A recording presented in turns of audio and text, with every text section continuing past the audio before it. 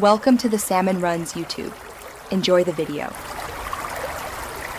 You start by confirming the SQL Server service is up and the machine is reachable on the network. This avoids connection errors. Once done, open SQL Server Management Studio from Start or your desktop. SSMS loads the Connect dialog automatically.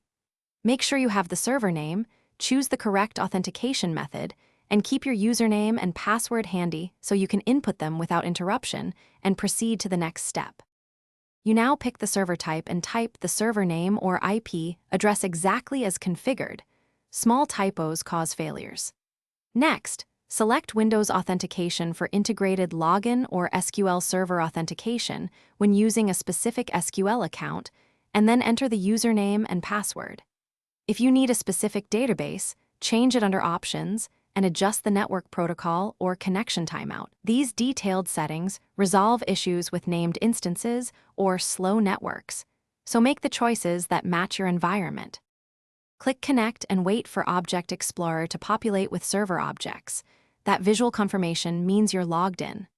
Once connected, verify by expanding databases and running a simple select statement to confirm queries execute.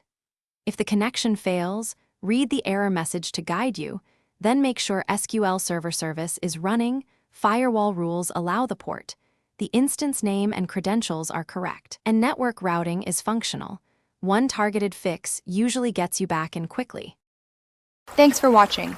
Consider subscribing if we helped you.